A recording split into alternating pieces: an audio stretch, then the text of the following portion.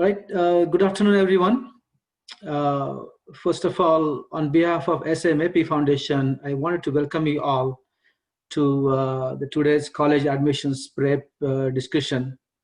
Most of the time we're going to spend on listening to Manisha ji and learn about how do we prepare our next generation for colleges in America. But before that, I wanted to take literally a minute or two, probably not more than that, to tell you what SMAP Foundation is. SMAP started as Shivaji Maharaj America Parivar Foundation, and SMAP Youth is the branch of SMAP Foundation where the focus is on building leadership skills, uniting people, serving community, and networking with like-minded people to make sure that we are collectively achieving certain goals. So those are the four main goals that we have. And as a part of SMAP Youth Series, we have been running some career counseling sessions, some college admission sessions, which is what you see today. And if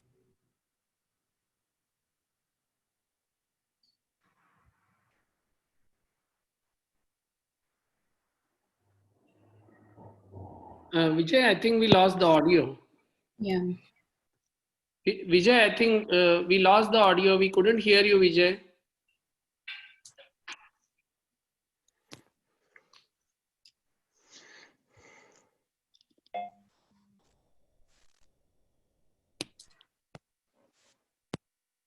Vijay, are you able to hear us? We can't hear Vijay. His audio is not connected, I guess. Yes. Anika, can you pass on the message? Okay, so basically, he was talking about SMAP Youth, which currently... No, Anika, maybe can you pass on the message, saying that no, you are not audible. Okay. And can I talk a little bit about SMAP Youth? Yeah, sure. But let's see. I think he's figuring it out. can you hear me now? Yes, Yeah. Vijay, we totally lost you in between you. before you started off. So maybe you can repeat. And Anika wanted to just to introduce you SMAP Youth. So maybe you can wrap it up and then Anika will talk. Jagdish, can you hear me? Could you hear me what I said? Yes. Your Yes. audio Now, you know. Now you are audible. Oh, now I'm audible. Okay, sorry. Can I say that again? I'll start. Yes. That's what I'm saying. Maybe Vijay, go ahead and please repeat. Yeah. Because we totally lost you. You started and within 30 seconds we lost you. Yeah, so sorry about that. Again, apologize for the technical difficulty. So what I was saying is SMAP Foundation is a nonprofit organization where we have four main goals: networking, unity, leadership, and community service.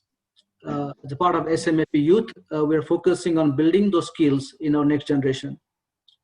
We have run other similar events to guide our children, guide our future leaders with career advisors, with leadership skills, and anything that we need today to be successful in life.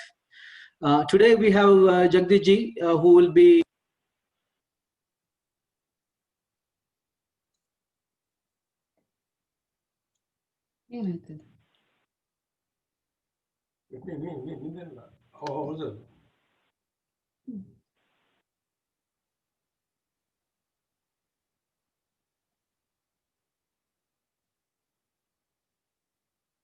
We cannot hear you, Vijay.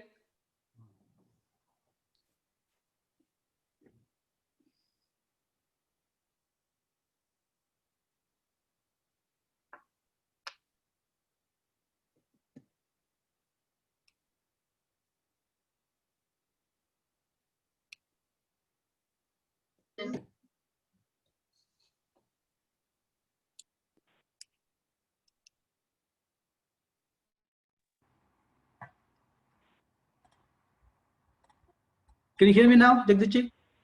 Yes. Yeah. Yes. Okay, perfect. Thank you. I truly apologize. I don't know what's happening, but it just automatically sound is turning off. So apologize for that. I was going to say SMAP Youth is our initiative where we are. Okay. Can you hear me now? Is it better? Yeah, keep going.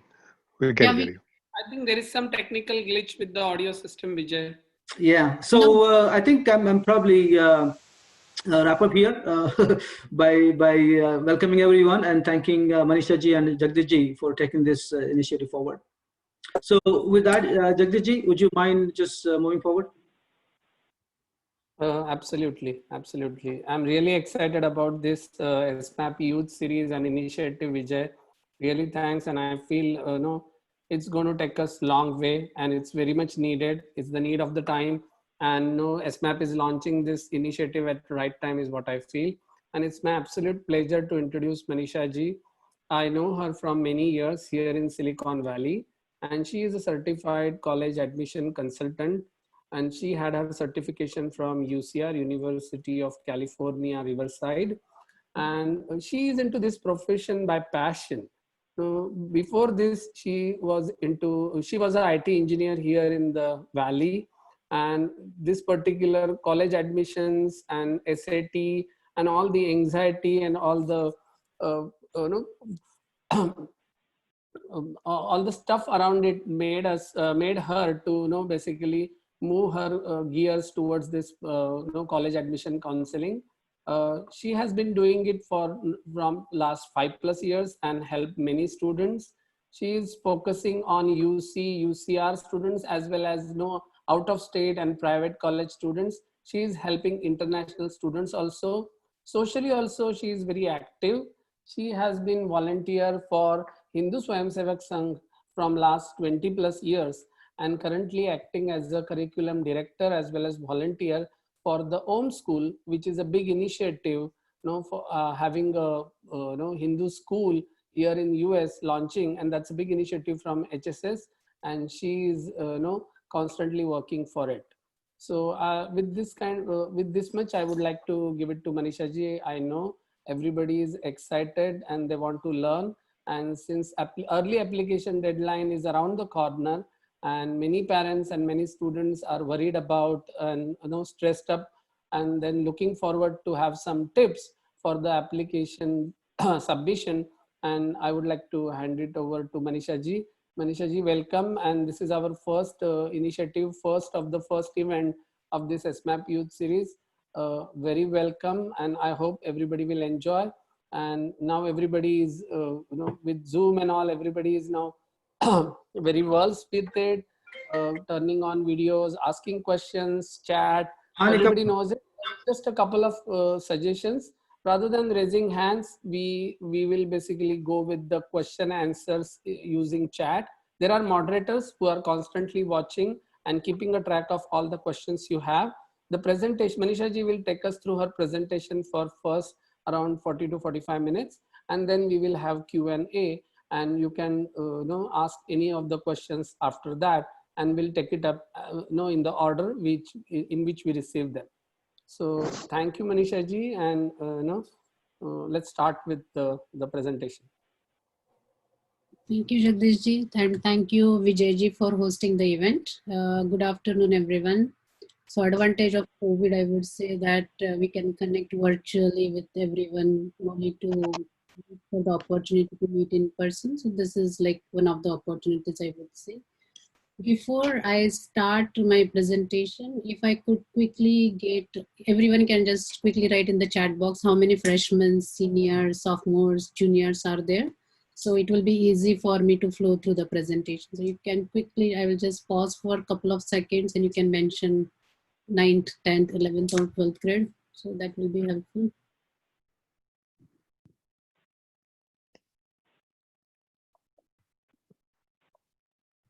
So we have sophomores, juniors, senior, one freshman. Okay. Okay. So we have good mix of, we have very few freshmen, but we have at least sophomore to junior mainly. So that's good to know. And one more question. How many are out of California? Like California, I'm guessing that many people are probably from California, but how many people are there from out of state, like California state? Connecticut, NY, Georgia, out of state, Michigan, Georgia. Okay, good. So we have at least few people who are out of state. Awesome. So the overall, no matter where you are from, overall the college admission process is same. UC system, probably out of state people may have heard of UC system, which is little different application process with UC and CSS, which is localized for California state. So I would spend couple like little more time, given that most of the people are from California, but the overall process, no matter where you are from, it will be the same. So Jagdish ji gave my introduction, so I will just skip my introduction, but just the highlight about my company, Secure College Admission. Like we work one-on-one with students and their parents, highlight students' strength as well as address their weaknesses, because we know everyone has weaknesses. So we don't want to shy away from addressing the weaknesses, but how we can address them and highlight our strength as well. Volunteering and extracurricular activities is a major part, and most of the Asian parents that I work with, they try to basically pay more attention to academics and try to ignore extracurricular and volunteering activities. But in my experience, all the components are equally important when you are applying to college admissions. I'm accessible via email, phone, and text. And as Jagdish ji mentioned, it is my passion. You know, like monitor is my secondary, but helping students and parents, because I'm also the parent migrated here, and I know the anxiety that all the parents face, because I've been through that stage because we don't know, and mainly the anxiety is about not knowing the things about the system over here. So this purpose of this workshop is mainly to educate parents and students. Mainly the students are aware through their school system about how the system works, but for parents it is very overwhelming and different process. So why do we need a counselor? So this I like to tell to all my basically in my all the seminars. So parents generally get the information from either Google, from their friends, or school counselors. Google, we can either like the information on Google, it is very accessible. You can Google for anything and you will find it there nowadays. Authenticity from the information on Google is one, because we can generally the tendencies, whatever the first website pops up, we click on it and we just this information is right or wrong. And believe me when I say this, because right now you may have heard people from the California, like UC has been going through a lot of changes with respect to SATs and all those things. And people just, it is like a half baked truth kind of thing. And they come back and they say, oh, UC scrapped SAT, or all the colleges don't want to look at the SAT this year, something like that, which is not the complete truth. But we tend to just, don't go into the deep, but we just tend to look at the information in 1 and 2 liners, and which is not always right, and it will come back and harm you in the long process. You can get the information from your friends, but as I have observed it, sometimes you get full information, sometimes you get half information, or if the kids of your friends have graduated, and lot of changes are happening every year through different systems, and your friends may and may not be aware of it. School counselor, definitely it's authentic information source, but in public school, the ratio of student to school counselor, it is almost over 480 students to one counselor. So you can see. So can I request everyone to please be on mute? Thank you. School counselors, it is probably not always you will get the accessible, and you will not get the information catered to your particular needs. So this is probably will be good for the freshman students and their parents. This is like a bird's eye view for each year, what exactly you need to be doing. And it will definitely change as you go forward. So in 9th grade, generally you prep for pre-SAT. This is my little older presentation. So that's why pre-SAT prep was in 9th grade. Now a lot of changes due to the COVID, the changes to the pre-SAT has happened, and now the pre-SAT has been moved to January instead of regular October date. but you have to start prepping for the pre-SAT because it is kind of like a mini SAT, and you can know where your student is with respect to SAT or SAT. This is a ninth grade is a good time to explore your extracurricular activities, your volunteering opportunities, any sports, any interests that your students may have. Every year you cannot go pick and choose every year different activity. It is not good to put it on your college applications. In 10th grade, generally there are two format or testing. One is SAT and another is ACT. Both are equally important and both have the same weightage. Previously, maybe around 18 years ago, SAT was prominent in our area and ACT was prominent in the Midwest and the East Coast area. And that's at that time, SAT was not preferred in our West Coast zone. But for last 6+ years, it's not the case, and both the tests have the equal weightage. SAT classes, it's really different. It's like a personal choice. It depends upon you and your students. If you want to you can explore and put them in the SAT classes. It's a good idea to give the SAT subject tests as well. Till the time you hear a concrete from any of the colleges, I don't think so you can assume anything like colleges are not accepting SAT score or subject test.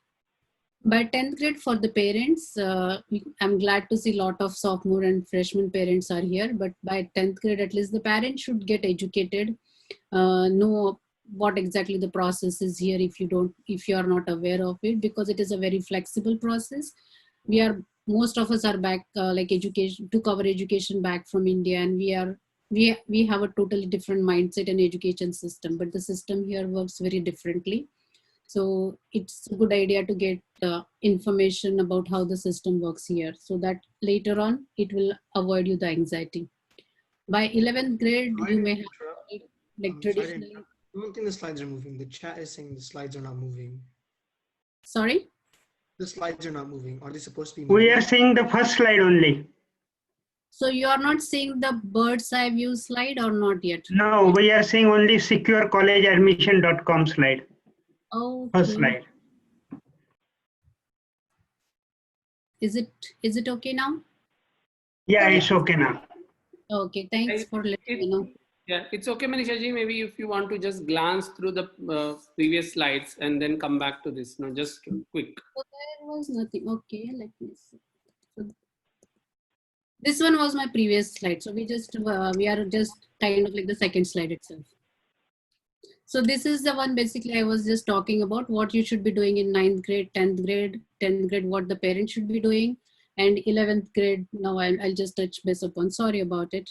So 11th grade generally is the good time to, by 11th grade at least you should know your child what they want to major in, or at least shortlist something. And the way it works is, I think probably they will start saying what they don't want to do, and then slowly they will narrow it down to what they want to do. So by 10th grade, end of 10th grade, they will say, I don't want to become a doctor, I don't want to become an engineer, I don't want to go into arts, something like that. And they will start giving you the broader aspect. I want to go into STEM area or sciences area, because by that time, I think they don't also know students, like what they want to do. Very few students from the freshman year, they know like they want to become this or this, something like that. So give them a little bit of time to think and process the information, but don't like leave them on their own, because they are still young and they need a little bit of guidance. So instead of pushing them in any direction, if we can just provide them some help, that will be helpful. FAFSA, it is basically all the aid-based application which you have to start filling in when your student comes into the senior year. So what exactly colleges look for when they review your applications? You may have heard the terminology called holistic review of the application, hybrid review of the application, or like the straight just academic review of the application. Some UC follow holistic review of the application. Some colleges follow academic review of the application. So it changes. But these are the factors they will always basically pay attention to. So the most important, of course, they do the holistic review or not, the academic rigor and your GPA are the most important consideration factor, no matter where you apply to. So when I say academic rigor and GPA, so what is difference between those two? So academic rigor means how many APs, how many honors you have taken in your schools. So it is not just to basically put a number of AP and honors courses on your application, but the colleges are really interested to see is your student able to handle the pressure that the colleges are going to put them in the starting from their freshman year in college. Because high school and college, it is totally different environment, and from college for them it is more like a business. So if they accept your student, are you first they will see if you will be able to sustain through all the 4 years of the college. We may feel that what is so big deal out of it? Once the student goes into the college, they are going to get graduate and undergrad degree. But that's not the case. Traditionally, almost 30% of the students drop out of college in their after end of their first year or second year. And almost 30 to 40% of students change their major, like they apply to the college thinking some one major, but they graduate from the college in totally different major. So that can also happen. So you are watching the seminar. Sorry? I'm sorry. I had the microphone. So traditionally, you can see different, traditionally you can see there are students who can apply to one major and graduate from that college with the same major. There are students who apply to colleges as undecided. That they don't choose any particular major. But once they go into the college, they want to explore really what major they want to pursue into, and then they decide and declare their major. There are students who drop out of college, and there are students who change their major. So you have to be aware of all these possibilities, and colleges do consider all these possibilities as well when they review your application.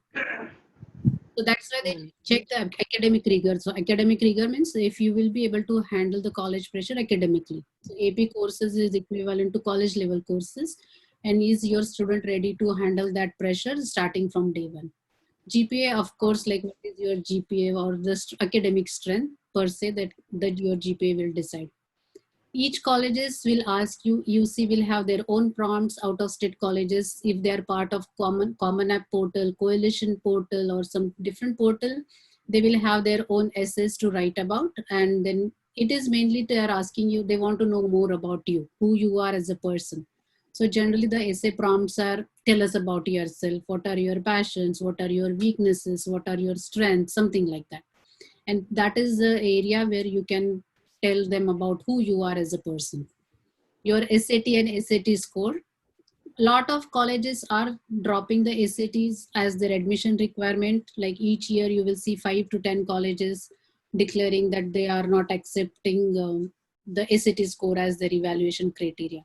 But if you see each year 8 to 10 colleges out of probably 4 to 5,000 colleges, it's a very small percentage. So don't take it like the colleges nowadays don't accept SAT and SAT score. So that you cannot go by that the blanket statements. Extracurricular activities. So as I mentioned, college look at you as the money making and how you are going to contribute to their basically community. So extracurricular activity tells them like how, if they accept you, how it's going to enrich their college community. Are you going, it's going to enrich their academics, it's going to enrich their sports, it's going to enrich their clubs or any other contribution you are going to make to the colleges. So that is what they are looking for. So extracurricular activities is your other strengths other than academics, what they are looking for. Hello, Manisha ji. There was a question in the chat. It says, are parents with H-1B visa eligible for FAFSA? So can we take Arya all the questions at the end? Is that fine? Yeah, Okay. so all the questions will be right after your presentation. So just wait for a bit. Yeah, wait for 10-15 more minutes and then we can address all the questions at once. Yes, I would say keep on adding into the chat and they will be taken up. They will be answered as we receive it. So don't worry, we have a dedicated time for answering those. So let's continue the presentation. Yes, thanks Jagdishji. So as I mentioned, academic rigor means your high school transcript is like single source of truth. Whatever comes on your transcript, it's going to go to all the colleges. So that is make sure that your academic transcript or high school transcript is strong, and all the other factors that I mentioned previously, they are like a supporting to your academic transcripts.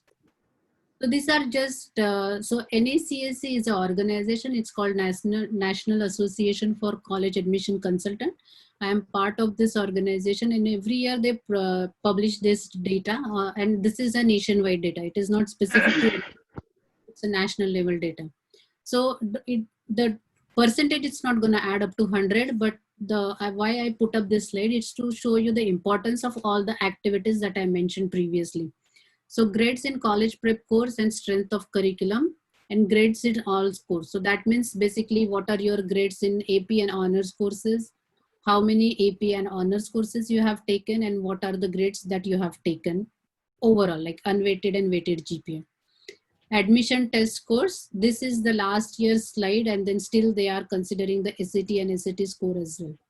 Essay percentage wise, it may seem like it is only 22%, but if you see, when you are in a senior year, at that time you are not going to do much about your GPA, because at that time your GPA can only go point something up and down. You are not able to considerably change your GPA from 3.0 to 4.0, something like that. So by the senior year, you can do very little about your GPA. Probably after 2 or 3 attempts, you cannot do much about SAT score. But essay is then the very deciding factors, and this is like a human to human interaction, because another human being is going to read your essay. So essay is a very unique special area that they have given us to connect with another person and be honest about who really you are. So when I tell my students about the essay writing, generally one essay goes through 8 to 10 iterations before it makes final, because we don't want to give them the sermon to the reader. We don't want to tell them all the cliche, like it is not like a Miss India, Miss World speech, like I want harmony and I want peace, nothing like that. They want to know who you are as an individual, as a person. And that's the real genuine interest of the reader in you. Counselor recommendation, most of the colleges do ask for a recommendation. Some schools counselor provide the recommendation letter, some schools teachers provide the recommendation letter. So it changes depending upon the school district to school district. So many parents may be aware of it. So there are 2 GPAs that your transcript will have, or otherwise the colleges will ask for. It is called as unweighted GPA, and unweighted GPA is always going to be at max 4.0. It's never going to cross over 4.0. And it is like all the basic courses that you have taken, and then A equivalent to 4, B equivalent to 3, and you just calculate your GPA like that. Weighted GPA is a little different. Some schools for weighted GPA for honor courses, some schools say we will, for honor courses, we will consider it as a 4.5 weightage. Some schools says no, even though it's an honor course, we will still consider it as a 4.0 score. So depending upon the school, the weightage for the honor courses will change, but AP course will always gonna be 5.2, no matter what your school district policy is. And honor course, depending upon the school, it will change to either 4 or 4.5. And that's how they calculate the weighted GPA. Weighted GPA, definitely it's going to cross over 5.0 or above. And the max weightage GPA so far reported is by this girl. She's Isha Patel from Florida. And it was May 2014. And since then, no one has topped her GPA as of yet. And her GPA was 10.03. She got this GPA because during her high school, she completed her AA degree along with all the APs and honor courses that her school had to offer. So this is generally about the SAT, how the SAT scores have been calculated. So the this is kind of, it's called as a new SAT, because the old SAT, it was out of 2,400. And if you say the new SAT has lot of advantages per se. So there are 2 to 3 advantages for new SAT. Math and English has been divided equally into 800 and 800. In the previous SAT, the way it was divided was math 800, English 800, and reading was 800. So reading and writing was divided into 1600. So if you're probably say English was not like a very strong suit, then you would be hampered. Here you have kind of like an equal playing field between math and English. There is no negative marking. That means even if you miss an answer, you will not be penalized. So there is no negative point demarcation for you. So it's the best idea at the most that if you run out of time or if you don't know the answer, it's good to guess the answer, but never keep anything blank. How many times you can give SAT? There is actually officially no limit per se. You can give as many times as you want, but it is a good idea to say that maximum you can just give 3 attempts, because no matter how many attempts you do, you have to put all your scores there. You can say that this is my top score, but you have to mention your previous attempt. And you don't want to colleges to see that you've attempted to give SAT for 8 or 10 times, something like that. Subject test, SAT do offer all the subject tests, math, sciences, English, extra languages, all the subject tests are available there. And up to your capacity and interest, you can give the subject tests. Due to COVID, probably right now, a lot of people are facing issue with SAT, but that is across everywhere. So don't think that you are the only one. And colleges are aware of the policies and how the SAT has been cancelling. This is a sample score sheet that I pulled up, and this is 1370 is out of 1600. If you see on the right side, you have to write an essay as part of the SAT test. And the essay is out of 8 marks, and they've divided that 8 into reading, writing, and analysis. And most of the colleges, when they ask for SAT score, they do ask you to write the SAT essay scores, to write the essay as well. And here, if you see the section score, that means 670 in your reading and 700 in your math. And you can see even the breakup of each of the course, each of your tests at the bottom. So they will give you a detailed explanation about your score as well. So when I review my students' SAT score and work with them, I don't even look at the top area. I tend to look at the cross test score and sub test scores, which gives me the idea like what exactly are they lacking and what are their strengths. SAT is little different. SAT is about 36 points, and it has an additional section on science. So if you are fond of science section, you can definitely try giving SAT score. So we are basically people from California are very habitual of SAT. So we tend to go primarily only for SAT, but you don't have to be, because the pattern and the style of SAT and SAT is very different. So make sure your student, whatever is comfortable for them, they have to give that one test. So preparing for SAT and SAT, if you see the material wise, there is not much new material that they asked for in the SAT or SAT. So why then it has become so hard to S36 or 1600 in this test? Because it is, we are not, like our students are not used to sitting at one place probably 4 hours without distractions. So they need to improve their stamina and concentration, and another is practice. Because SAT, even though it is 3 hours and 35 minutes or sometimes 4 hours, depending upon how long you take for the essays, the breaks, there are 2 or 3 breaks in between. But going to taking the, and the breaks are mandatory, so you have to take those breaks. So going to the breaks and coming back, and again concentration, that's the time where the students lose their time the most. So most of the student, if you say, they will say that, oh, I ran out of time. So they don't have time to go back and check their answers. Another thing is, most of the time, if they skip any question, they don't go back and at least guess it and put it there. So then they are not into habit of at least finishing it and then moving forward. So there are many strategies to take the SAT or SAT test. And it is more about strategizing how you can plan for your time and how much time you can spend at each section. So these are some sample essay prompts that I have pulled up from the UC. And if you see the similar prompts, you will find almost similar prompts you will find for Common App. So most of the out-of-state colleges, almost I would say 1500 colleges are part of Common App. It's a portal where most of the colleges are there, and you just write one main essay, primary essay as a Common App essay. And then sometimes depending upon the colleges you select, you have to add a supplemental essay. I hope I'm not going too fast and it is not too overwhelming. So these are some of the essay prompts for UC, and there, if you see, there are 8 prompts. Initially, UC used to say that you have to write one essay and 1200 words, and then it was becoming too overwhelming for the students what to write and how to write, because the prompt was tell us about yourself, and it was like very vague.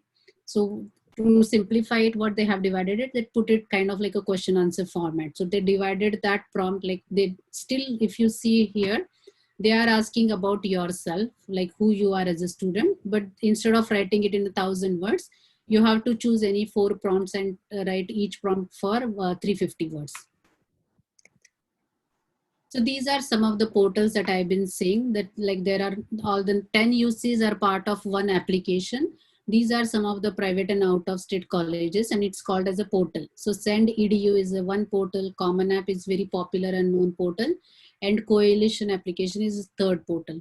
So depending, because these are all like private and businesses, some colleges you will find 1 year in Common App, and then next year they will switch to Coalition, and then again they will switch back, going back and forth. But primarily these are the 3 popular portals that you will find your most of the 90% of the colleges in. If they are not part of any of this portal, that means that college will have their own private and own methodology to apply to those colleges. Most of the Common App applications are reviewed by the holistic review. That means they will consider your GPA, your academics, your extracurricular activities, your sports, your hobbies, everything together. Recommendation letter, most of these colleges will ask for recommendation letter. Students will not know what the pairs to a counselor or the teacher has written as a recommendation letter, because it doesn't come to you, it directly goes to the colleges. So make sure that whoever you are asking for the recommendation letter, you have a good rapport with them, and you're 100% certain that they will write a good recommendation letter for you. Interview, some of the colleges do offer alumni interviews. That means you can schedule the interview with them, and either it can be in person or it can be over Skype or Zoom, something like that. But if the colleges offer you the interview opportunity, it's a good idea to do that. Supplemental essay, as I mentioned this earlier, most of the colleges which are part of the Coalition and Common App portal, they will have the supplemental essay. So example, if you are applying to Santa Clara University, the Santa Clara University will ask, apart from one major essay, they will ask you, why do you want to come to Santa Clara? If you are applying to say Chapman, then they will ask you probably how you are going to contribute to Chapman. If you're applying to Purdue, Purdue will ask, why do you want to come to Purdue? What are your primary major? Why did you select your major? Depending upon, so these are common prompts that you see as a supplemental essay prompt. It's easier to write the Common App prompt than the supplemental essay, because generally the supplemental essay, you will see the word limit as low as 10 words, as max as 500 words. So it really depends. So Stanford itself will have 11 supplemental essay to write, and the Stanford's all 11 supplemental essay ranges from 10 words to 500 words. And it is very easy to write 500 word essay, and it is very, very hard to write 10 word essay. For Common App, so there are different deadlines for different colleges. So it is not one deadline across all the colleges. The deadline will start as early as September, and it will go as late as following March. So I've been talking a lot about essay because in my experience, I have seen people pay very less attention and give very less importance to essays. But this is really a chance to show who you are as a person and connect with another human being. And then you have to ask someone else to read your essay, but preferably the people who know you. You should not ask someone who is very good in English, but they don't know you, to read your essay, because they don't know the depth of the essay. It's not just about having very good language and vocabulary in the essay, but you should be able to connect with another person on a personal level. And then you should start thinking of writing probably like 3 power essays, and then pick and choose material from there. But to do that, you have to start very early. If you are in a senior year, then probably you are kind of late to do all the power essay and go systematically, and probably you will dive down directly into the college specific essays. So extracurricular activities, if you see in America, it is mainly all about marketing yourself and how you put yourself out there. But we tend to be very shy away doing all those things. We don't boast ourselves and our passions. And most of the time, this is the area where we lack the most. And I would suggest like you have to find that fine balance between boasting, but not putting everything just for the sake of college application. So it's a very fine line that we have to be very aware of. So your clubs, your passion, you can add there, but extracurricular activities, it should not be done just to be look good on the college application. It has to come, like you have to show your passion, you have to show your interest, personal initiative through your extracurricular activities. You have to think like one admission officer, probably he or she reads minimum 5,000 application in one season. And they've been doing this job over and over years. So they are aware of the people who are genuine. They are aware of the people who are doing this just for the activity's sake. So it's very hard to fool these people because they've been doing this job in a short period of time and over the years. So they have developed that knack of how to spot, kind of like, I would not say complete fraud, but how to spot the people who are genuine and how to spot the people who are just putting it out there just for the sake of application. These are just the fun vocabulary words that probably you will hear in this. And these are like, I would say just 60% of the vocabulary words. So let me take a just pause for a second. And how many words, if anyone can say they know from this list, at least 10%, 20%, 80%, all 100%. And this is the vocabulary that you will be exposed to from your freshman year till you apply or get into college. Anyone knows all 100%?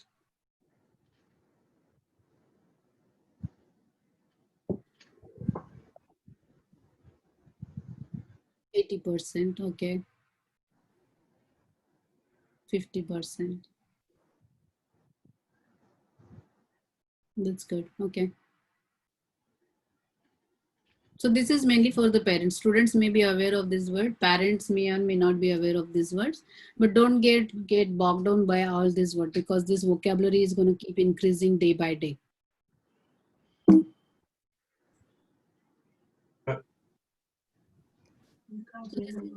This is probably the fun fact for the parents and mainly for the California resident parents. So if you see the total amount figure at the bottom, oops, let me go back here. So California residents, you have to start saving for your child's education. If you are already a junior, you are kind of late. If you are freshman, be aware of this. So these are the per year fees, living on campus, off campus, not much of a difference, but you can round it about probably any of the UCs. It will go from 33 to 36. That is the range, and probably give and take 2,000-3,000 more depending upon your major. So this is, if I would say, like for in-state, this is still on the higher side, because for other states the in-state fees are very, very low. It is as low as probably 15,000-16,000. But for us, the in-state fees is also very on the higher side. For out-of-state students, non-resident, it is much more higher. And this is the fee we are going to pay for most of the colleges if we go out of California. So for example, if you go to UIUC, your out-of-state college fee is going to be around about 50 to 52K.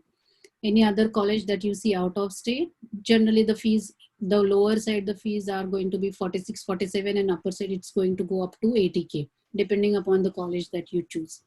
So this is just, and when I say total fees, it's including tuition, boarding, health insurance, and all the things included. So if you just Google the tuition, if you see it is on the very lower side, like 13K, probably you will see as a tuition, and then keep on adding room and everything keeps on adding on. So fun fact, which UC is the highest, like tuition wise, which UC will be the highest paid UC? Any guesses?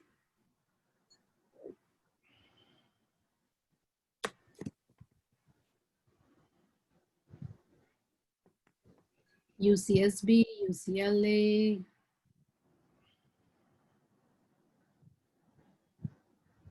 UCSD,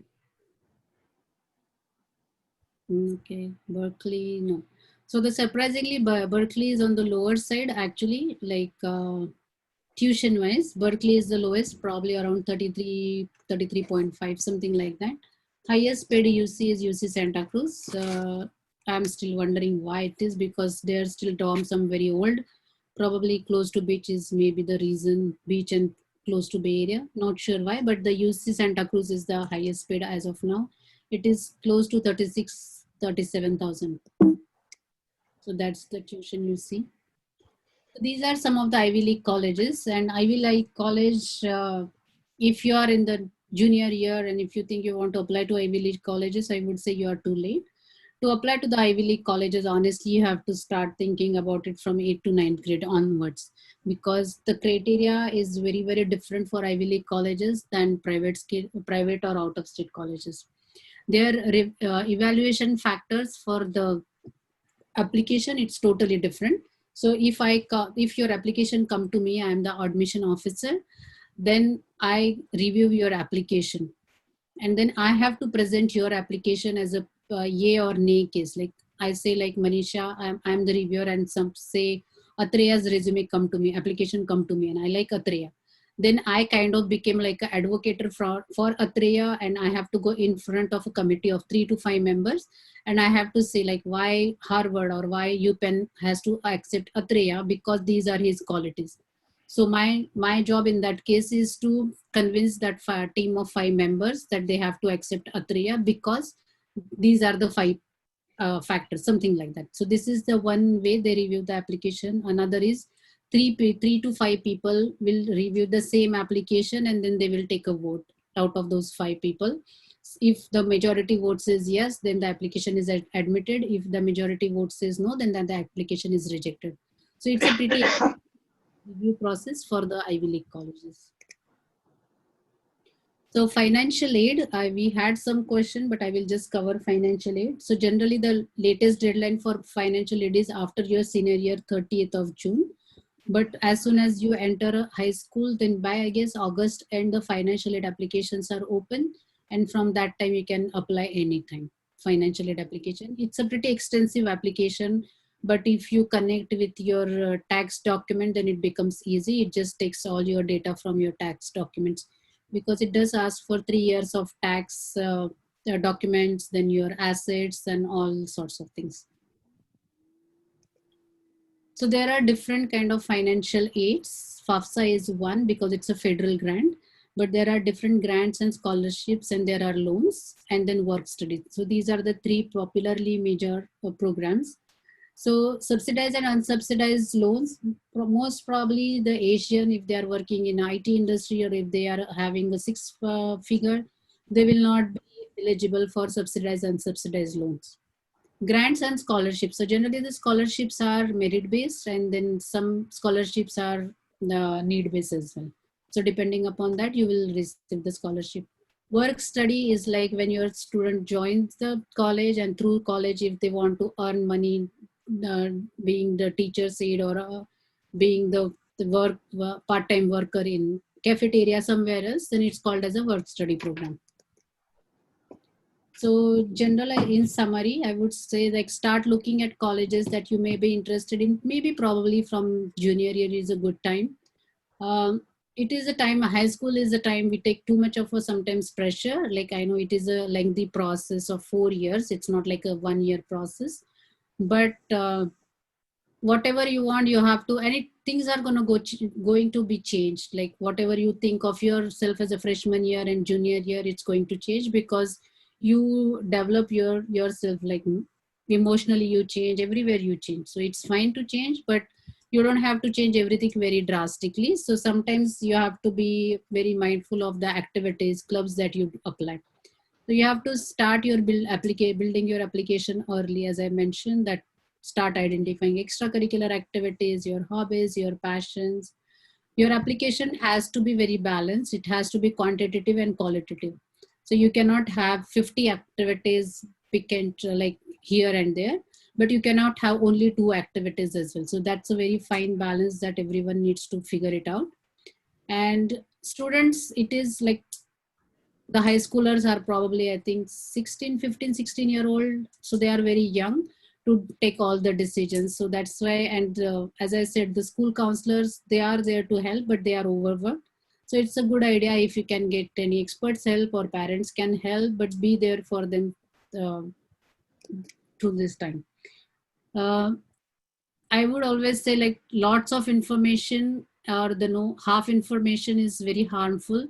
So it's good if you don't have the information, because if you have the lot of information but it is half information, it's of no use.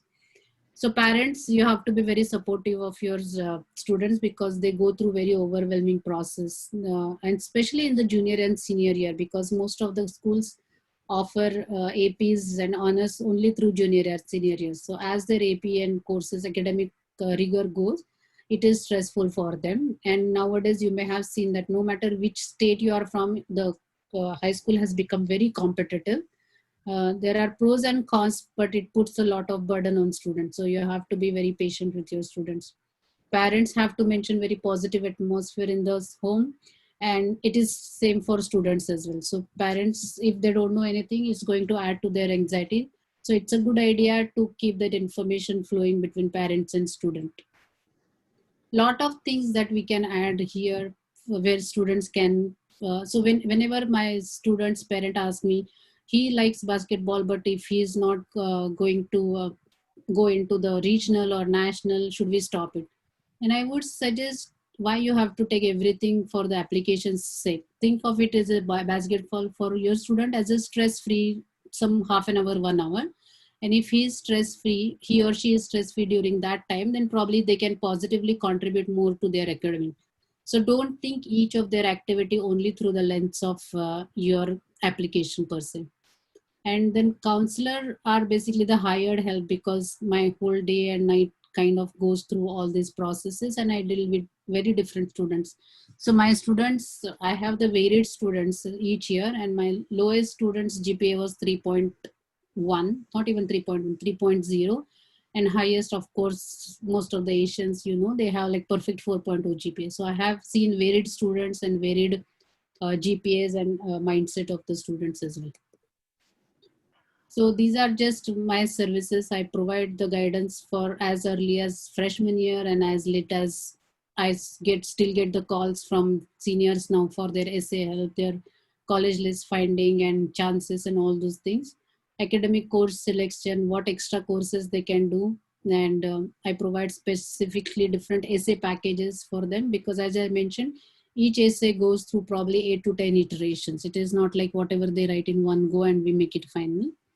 I help them identifying their extracurricular activities based on their passions, suggest them volunteering and internship opportunities in non-profit, for-profit organization as well.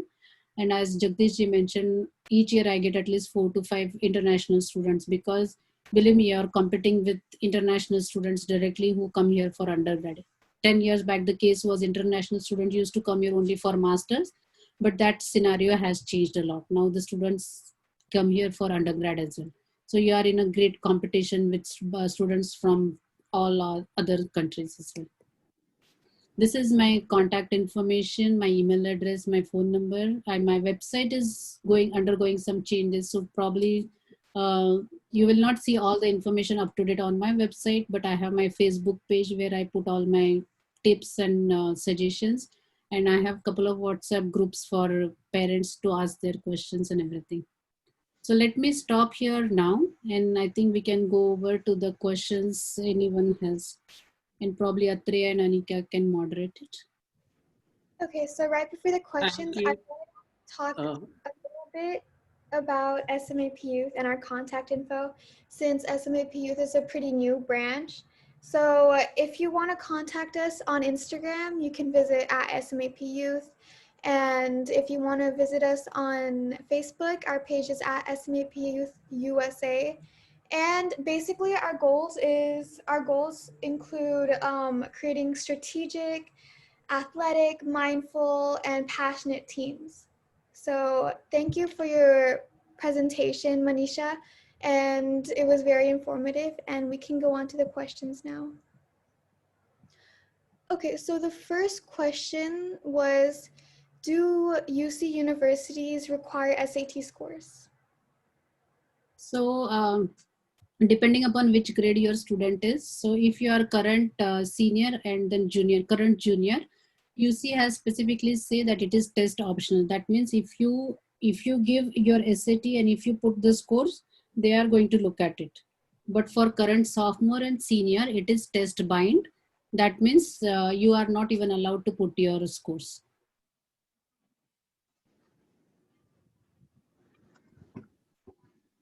Am I audible? Can you hear me? Yeah. Yeah.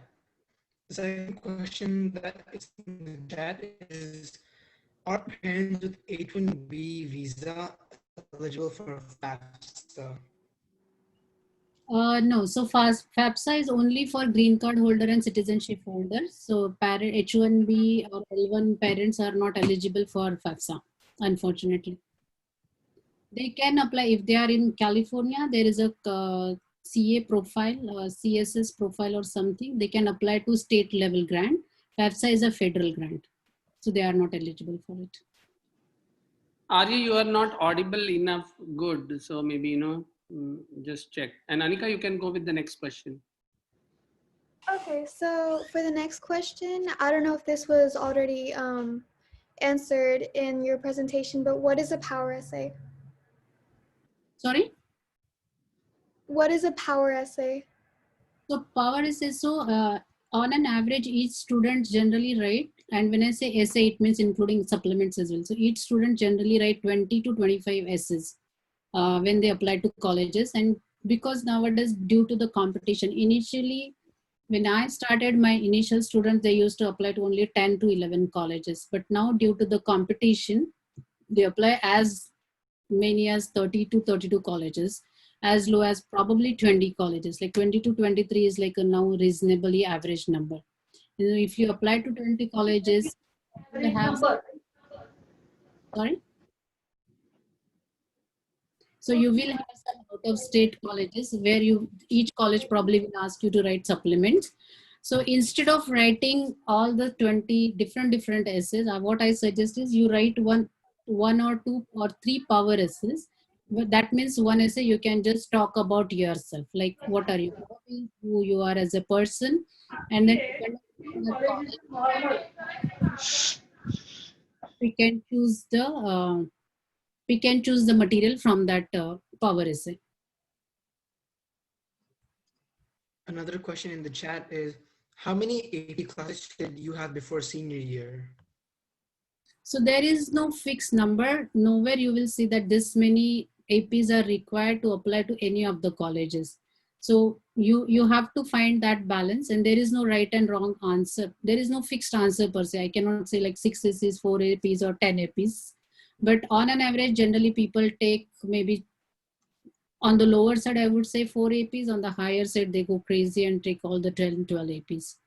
But you have to choose AP in such a way that it's going to boost your GPA, but not going to hamper your GPA. So that's the bottom line that you have to think of. So Manisha ji, next question is, what is an Ivy League college? So Ivy League colleges are like prestigious colleges around the country. And if I've shared the list of Ivy League colleges. UPenn, Harvard, Stanford, these are the colleges are called as the Ivy League colleges. So their criteria of judging is very different, acceptance criteria as I mentioned, and they are very reputed colleges, Ivy League colleges, which you say they are like a prestigious colleges, Harvard, UPenn, all those things. Another question from the chat, it states, do you think the SAT will stand or will still be used for the class of 2023? Class of 2023? Yes. So for UCs, no, but out of state colleges, still the SAT stands. Because as I said, only few colleges per year are coming out and saying that we are not accepting any test. But if you see those few colleges, if they are like 10 colleges per year, it is like less than 1% of the colleges are saying. So like example, if you are California parent or a student and you say that I'm not going to apply anywhere other than UCs and CSU, and if you're class of 2023, then I would say no, then you don't need to take SAT or SAT. But if you are remotely thinking of applying to out of state colleges anywhere, then you have to think that you have to give SAT. Okay, next question. What preparation will you suggest from 8th grade for Ivy League colleges? So it depends upon the students. For the preparation, you have to have your extracurricular activities, your volunteering, your leadership. Those are the things you have to focus on from 8th grade itself. Academic, not much you can do from the 8th grade itself, but other aspects, because it's a holistic review of the application. Academics, definitely you will cover it through your high school, but other aspect you have to focus more. A really good question that came up in the chat right now is, how do you get scholarships? So there are different kind of scholarships. One is college who offers the scholarships. Like UC has different scholarships called Regents Scholarship, which is very prestigious. Regents is a board of UC, all the University of California. To get those scholarship, you don't have to do anything different. You just fill up and put in your application, and most of the colleges, they will consider you merit-based scholarship based on your just simple application. Only 1 or 2 colleges ask you to write a special essay if you want to apply for that college scholarship. I guess Ross College out of state in Texas probably does that. There are different private scholarships as well. You may have heard of like Coca-Cola scholarship, which is also prestigious but very tough to get into. So a lot of our private scholarships are out there, which starts as early as freshman year and as late as senior year. Okay, next question. Will taking a non-UC A to G subject like leadership for 4 years count in the application? So there is no thing called non-UC subject. Leadership, if you are taking it through your school, it's definitely going to count if you are getting a credit for that subject. So if you have a credit or the transcript of any of the particular subject, which is not A to G, it is going to be helpful for you. Another question.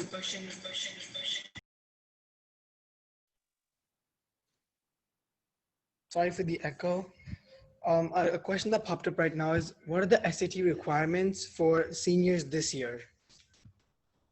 So seniors this year, if they are applying anywhere in state, out of state UCs, SAT is optional. That means you can put or don't put, like you have that option of putting your SAT.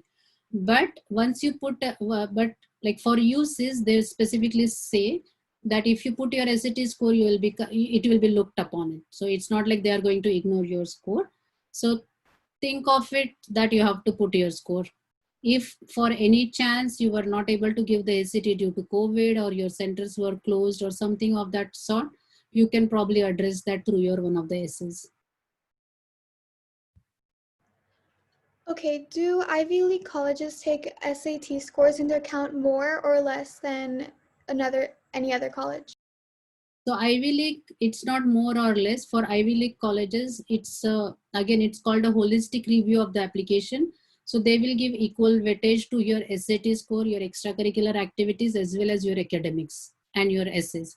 So when they review, it is like, I will just give a hypothetical scenario. If you are a perfect 4.0 student, but you don't have any volunteering experience, versus you have another student who's probably 3.8 GPA but has a stellar volunteering opportunities or other leadership qualities, probably that other student will be picked up over you, because they will see more potential in other student than just perfect 4.0 student. So for Ivy League colleges, you need to have all the bases covered equally. In what grade do you start taking in students for secure college admissions? So my students come as early as freshman year, and then they come as late as senior year.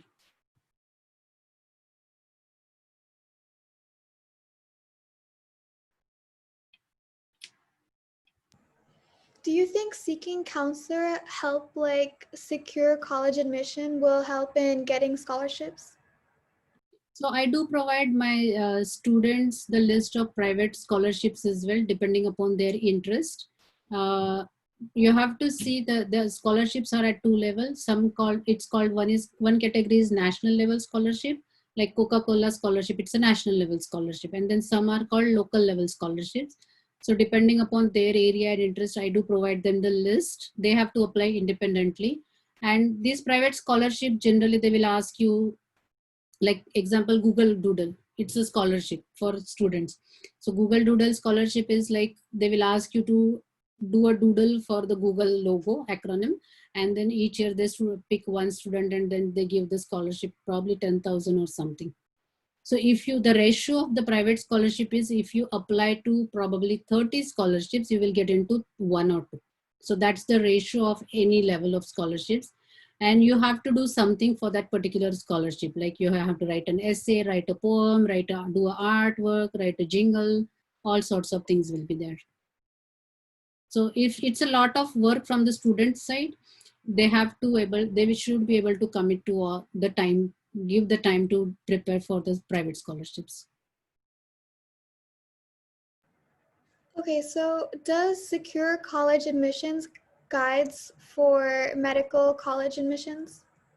Yes, so my students, I get generally the student for engineering, medicine, business. Nowadays I started seeing the trend of course, computer science is there, but now biotech, biomed, and then fine arts. So these are predominantly the areas that I have seen that students go into. Another question related to FAFSA, it says, if the student is a US citizen and the parent is not, can we apply for FAFSA? If the student is US citizen and the parent is not, then no. Because they need it is for the whole family. The parent and student, they have to be green card holder or the US citizen. Considering the circumstances right now, what would you suggest for volunteering work? So there are a lot of actually volunteering opportunities virtually available. People actually took COVID in a very different way. I would say that a lot of virtual volunteering opportunity, which wouldn't have been possible if it would have been in person. So because in person was only we were looking at locally, but because since it is now virtual, we can volunteer anywhere in the country. And you can find lot of options and opportunities out there.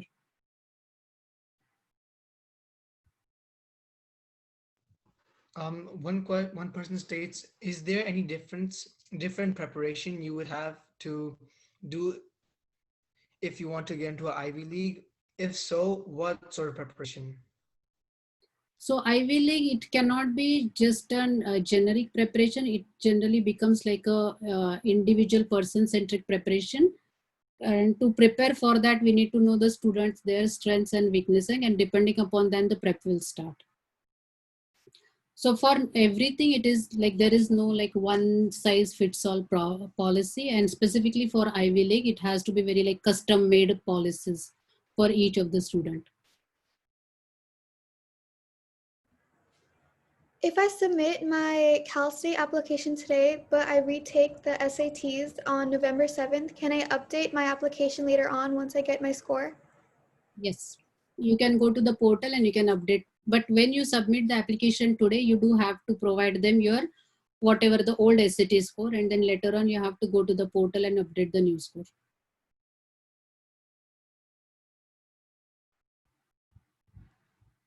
What is the criteria of admission process for seniors in 2021? The criteria is going to be still the same. There is not much of a change.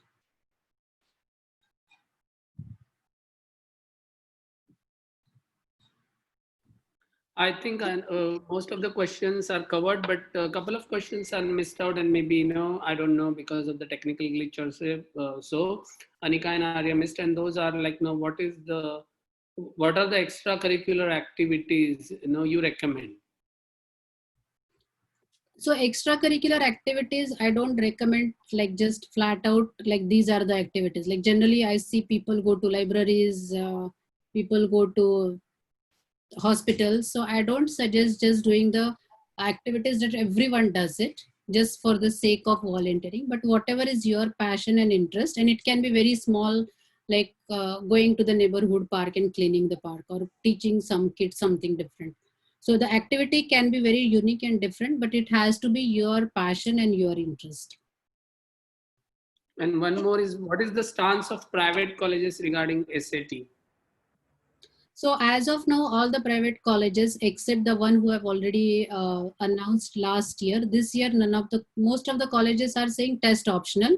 They are not saying that we will not look at the SAT. The way last year U Chicago, then that was like the headline, because University of Chicago is like a very reputed college, and the last year they came out saying that we will not look at the SAT scores anymore. This year, due to the COVID, colleges are saying that we are going test optional this year, but still from next year onwards they are going to look at the SAT scores. And this year when they say test optional, that means that it will be considered if you put it. If you don't put it, you will not be penalized. Okay, so Okay. sorry for interrupting. This is another question. What is the fee for your counseling services? So it depends upon what exactly the counseling services that you ask for. I do provide generally parents, because I know no one wants to upfront pay any kind of fee. So I do provide half an hour free consultation where I discuss the way I work and my fee options to them. So they can schedule the appointment with me by sending me the email. One more Hi, question. Miss Manisha. Oh, Yeah, Miss yes. Manisha. Hi, I'm actually a current senior who is really interested in going to engineering, but I'm just worried about my applications to some of the more competitive UCs, such as UCLA and Berkeley. How much of an impact? So since I intend to apply as an engineering, which is an impacted major, would you say going undecided instead has a better chance at admission?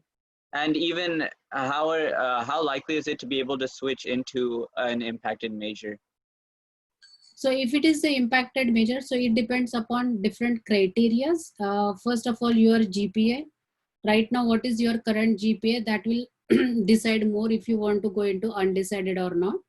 And another thing is going from like undecided to impacted major is little hard if it is the impacted major, but it will depend upon your college GPA as well.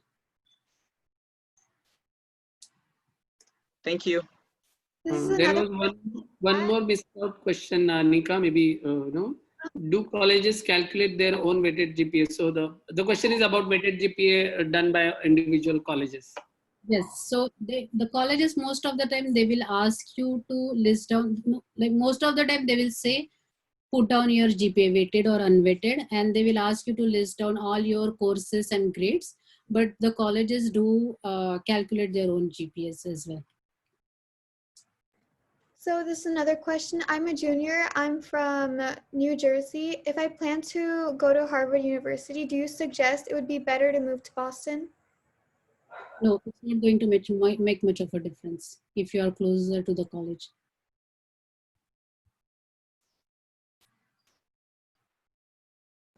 I think that's it for questions. So Okay. now I think we should conclude it. Vijay Patil, do you have anything to say? Or Jagdish ji? Oh no, thanks a lot, Manisha ji. It's a load of information ranging from GPA to SAT requirements, and then extracurriculars, financial aid. It's a load of information. I believe it's enough for every one of us. We will try to digest it as much as possible and as fast as possible. But maybe once again, if you provide your contact number and Gmail, maybe or your email ID, that would be great, so that people can reach out, and whoever asks for it, we can pass it on. And maybe I'll pass on to Vijay now, who can do the concluding note, and we can adjourn today. Thank you, So, Jagdish ji. hope you can hear me now. I had issues last time. Can you hear me, Jagdish? Yes. Okay. Yes, Vijay. Perfect. Yes, So I apologize for the technical issue initially, but thank you, Manisha ji. This is really helpful. As you said, the process is complex. I think it depends on so many factors, and any little thing that we miss is going to impact directly their either admission or the financial aid they might get. So thank you so much for providing us the overview. And as a part of SMAP, we would like to have this series of lectures. This is just the first in that series at a high level. And at some point in time, we'll focus on specific areas, like how to write an essay or how to get admitted in a particular college. So Manisha ji will come to you for another help for this type of sessions in the future. So thank you in advance for that. And SMAP USA, as Anika was suggesting, SMAP stands for strategic, mindful, athletic, and passionate. It's our goal to make sure that the next generation is more passionate about things they do. As Manisha ji rightly said, volunteer thing doesn't matter if you have no passion in it. So that's what we're trying to do as part of SMAP Foundation, to bring that in kids. And this is coming from the life of Chhatrapati Shivaji Maharaj, where we learned a lot of lessons from his life. So as a non-profit organization, we are here to help the community. We are here to help the new generation understand the true leadership. And you will see more events like this where we can share more information about leadership and college admissions. So with that, thank you again. Thank you, all of you. I think we probably had 64, 65 at the peak. So thank you so much for a short notice. We decided this a week ago, and I think looks like some of you found really good value in joining us today. So with that, on behalf of all of us, thank you, Jagdish ji, Manisha ji, Anika, Arya, thank you for coordination. And with that, we'd like to conclude this and have a wonderful rest of the day, have a wonderful rest of the week, and best luck to whoever is now in the senior year trying to get to a new world in the college. So thank you again, and Jai Bhavani, Jai Shivaji. Take care. Namaste. Bye. Vijayji, are you sharing the recording link? Yes, I will record. Yes, I'll share the link. Okay, thank you. Yeah. All right. Thank you very much again. We'll conclude it here.